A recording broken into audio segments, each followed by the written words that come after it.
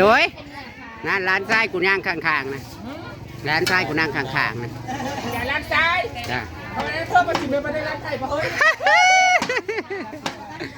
รอบ้านร้านทรายกูนะรอแต่ว่าเฮ้ยนะพักซีนนั้นซ้ำสีไว้เนาะบ้านนี้ไม่ได้ซีพวยมาจากวันจับตัวแรกก็อยากคือพวยมาดิพี่น้องตอนนี้กำลังควงงัวอยู่จ้ะล้างควงงัว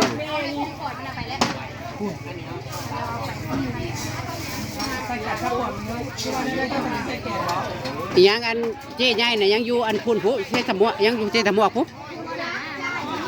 นี่คือว่ากำลังสิลงไปอยู่ใส่นี่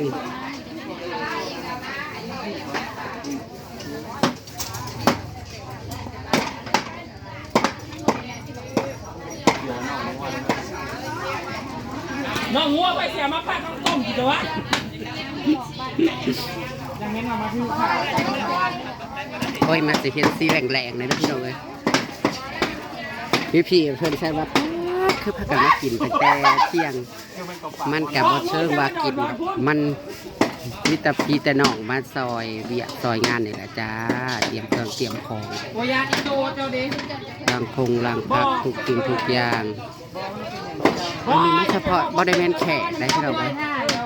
มันมีแต่คนแบบว่าพี่น้องในบ้านมันปีกันมีงานข้าเจ้ากับซอยกันแบบนี้เพื่อมาเลยสองคนงามมาสองคนกี่ไร่เนาะช่องไหนสองคนงามเนาะนี่เอาตัวน้อยก่อนเอามันคือมีสีเหลืองๆเลยดีมันใจเหี้ยจะบอกนั่นข้ามมันข้ามยังระวังซับมือตัวเองเด้อได้ใกล้ผู้บ่าวน้อยนะเด้อเห็นว่าใกล้ผู้ล่อก็ได้จะได้เอาหัวมึงจะเข้าไปแก้หนาแนบล้างแนบเอาจะบอกได้สิทำไมเอาเองนะโค้ก็มาเป็นยักษ์ข่อยเป็นนักไล่พัวอยู่แล้วมันเป็นก็จะได้ไล่พัวอยู่แล้วเอาบ่ได้มาแต่ลานเด้อกันพัวเจ้าเราใครยังสิเอาอยู่เด้ออันนี้พัวเจ้าบ่เราสิซื้อเด้อปากเต็มข้ามยับบ่ได้ปล่อยร้อยนวลเนี่ยบอกกันเรา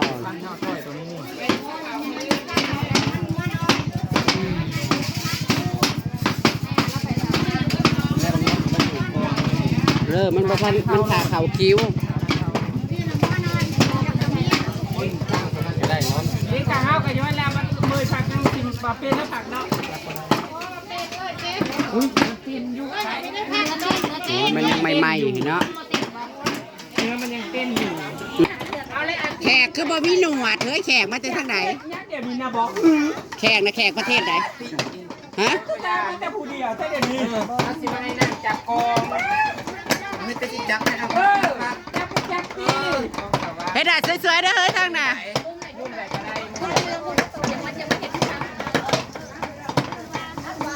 บ้านคอยนี่เสียชาวบ้านช่วยทายหายแล้วไปเลยส่งดงลูกช่วยใจมากจะพูดอะไรไม่ว่าเจ้าว่าจะพูดอะไรอยากสวยใส่แว่นอีกผู้มันคือเก็บทรงไว้แท้แท้ก็ใกล้ผู้บ่าวล่อยุพันให้ได้มือขาดไปในกันโลกแต่ช่วยพวกมันแต่ต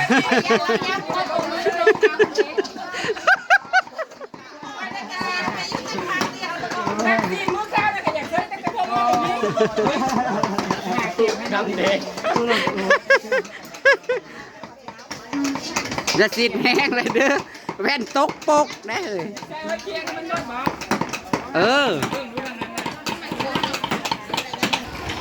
โอ้ยทางนี้ทีมงานยำคนละยำว้าคนละยำจะเป็นยูแจ๋เฮ้ยบะฮอนเพราะแห้งเขาอัดเขาแจ๋บ่เขาเจ๋ยำเจ้าน้ำสลัดยำสลัดกำลังดัดหมูมา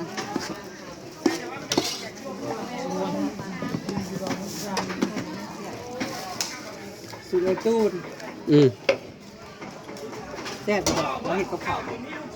เป็นไข่หมูเถอะข้าวกับข้าวใส่ตู้ แซ่บกะกินบ่แซ่บกะกินคนละมึงจะหาป่วนอะไร หิวไปจะมาทันกินข้าวแล้ว นอนจักไปถืออีหยังในหลังนับเหนียวตึงๆอยู่อาบน้ำให้กระบ่ออก มันถูกมันกาวเขาบอกเขาพูดไม่แซ่บแห้งเด้อ ปาดมันต้องอันไผ่ร้านไผ่สันเห็ด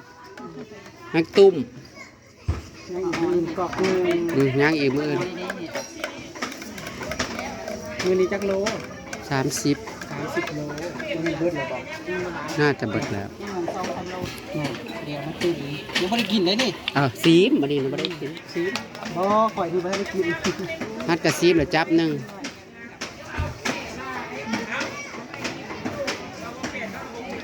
กินย้ำนะเอ้ยตู้ซะก่อน ถ้ากินย้ำอยู่แล้วโอ้มีแต่ได้ยินแต่เสียงแม่นางได้เว้ยได้ยินแต่เสียงแม่นางได้หง แม่ตอนบ้านนี้ แซ่บบ่า เมื่อวานที่เราเพิ่มมัน ปาดน้ำมาเนี่ยนะก็เครื่องหมอ พ่อพอดีกันเล่นวันน้ำมันละลายนะพอดีกับกินหม้อสิได้ร้ายเติบลูก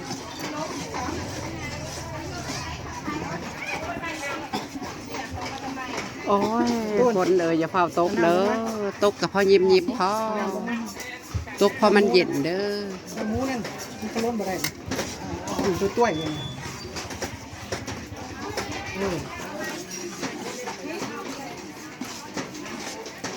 ยำสลัดสูตรเจโตบ่าวเอือส่วนทางนี้กับทีมงาน ล้มในร้าน ปักสีด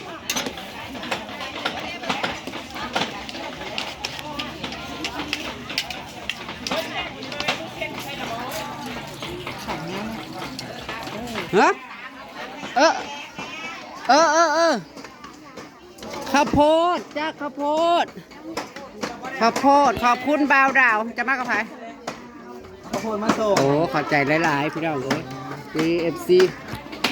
ข้าวโพด FC สื่อให้ขอบใจหลายๆเด้อเจ้า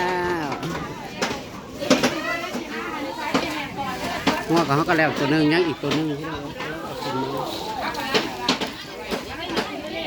เอาลงไปเฮ็ดกับอันนี้รถปูสาดใส่รถ ได้บอกแล้วพี่แล้วเหรอย ำสลัด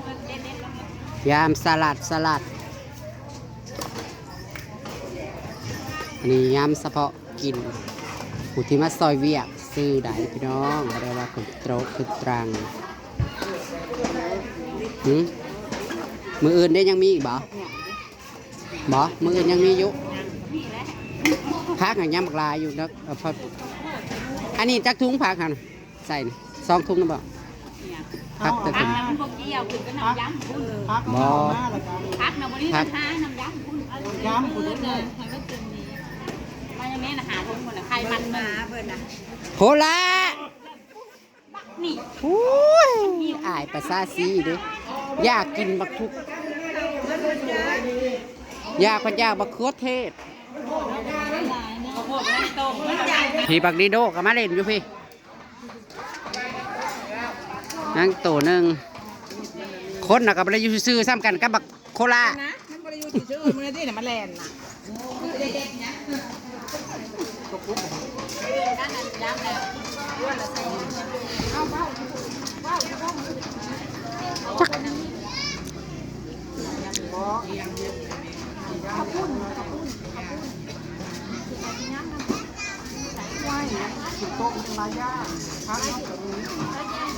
ยันมัน เป็นน้ำย้ำกัน คลุกเลยไปเลยเฮ้ย นี่เอาบ่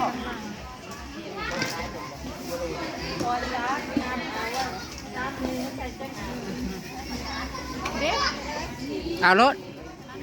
มองกล้องด้วยค่ะมองกล้องก็ต้องสร้างเอาห้องมันป้าเดี๋ยวมาตัวสาวบ้านนั่น ตามกันบ่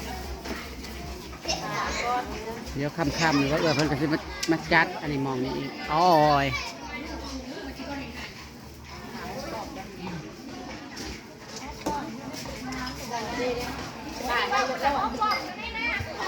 ตัวในนานนะเขาไปเก็บมาแล้วบอกเก็บมาเมื่อแล้ว จะเก็บมันอันนั้นรถมันจีแก้ถิ่มเลยพักหนักกันนั้นเดียวขั้นบ้านบ่ได้กับบ่ได้อันนะ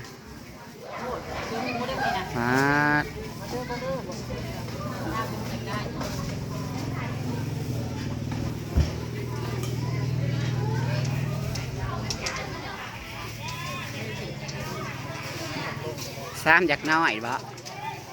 ซ้ำสิอยากน้อยเนาะ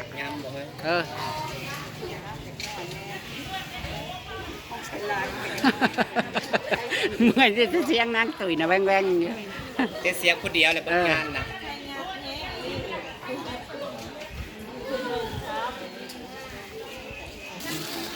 ถ้านางคุกใกล้ๆกันพี่น้อง โอ้ย ขาดบ่เอาไหมขาดแล้วหนูน้อยมันถอยแล้วพงมือยังไม่ได้มาจะทานเหรอวะโอ้ยถุงมือของปลอมของลิฟยังอันนั้นนะ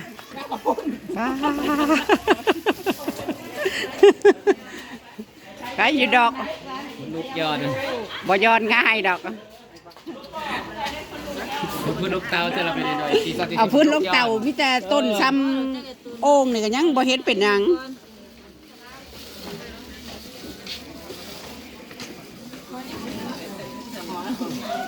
ตาหอมมันยังก้อนกัน2-3บ่นี่พอดี2กาละมัง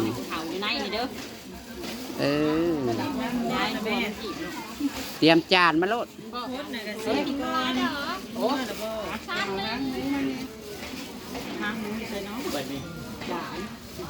เห็นมั้ยเนี่ยหมูก็อยู่คอกหมูเลย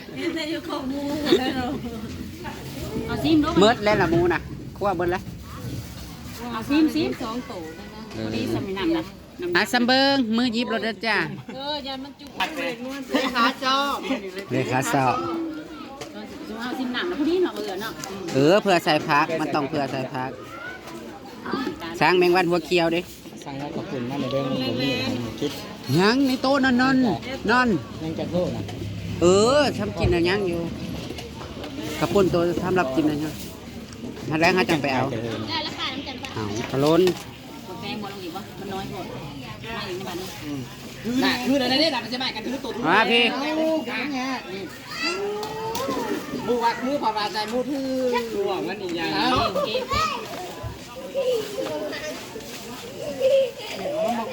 อีกแล้วใช้กันทื่อไปมาจริงทื่อโคถือปุกกระเก่าตากก่อนกระเก่าหน้าลุยปุ่นเนาะลุยปุ่นแม่นบ่เลยแม่นมากวันนี้โอ้ซิมเบื่อพอแล้วนัวแล้วบ่ต้องนั่นดอกใส่จานโลดแซ่บผู้เอาไปให้อันชุบพ่อครัวเขากินเสิร์ฟกับแบบใส่มือเราเด้อจ้าบ่ว่าหยังกับเพราะเขากินเองอันนี้นะใส่ถุงที่ดอกเอาร้านแน่นี่นั่น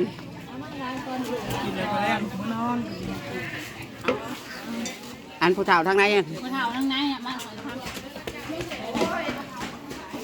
ตู้มาไหนตูนจะลืมหอมยังเอาโห้ยจานใส่จานเอาโอ้ยจานเอาหน่อยโห้ยใส่จานเอามาพลังแบ่งกันฮะอันนี้ย้ำกินเซินจ้าเซินจ้าโอ้ยมันกวนเจ๊ใหญ่ใจสปาร์ตมาแล้วจ้าคนสวยค่ะนางเอกตัวที่2กำลังมาชอบขอบคุณค่ะขอบคุณนะคะเซินไปกินยำซะก่อนเฮ้ยคุณพนังทั้งอัน FC กินก่อนบ่เฮ็ดก็กินรถนะคือไว้ว่าแท้คือว่าเราผูกแขนมืออื่น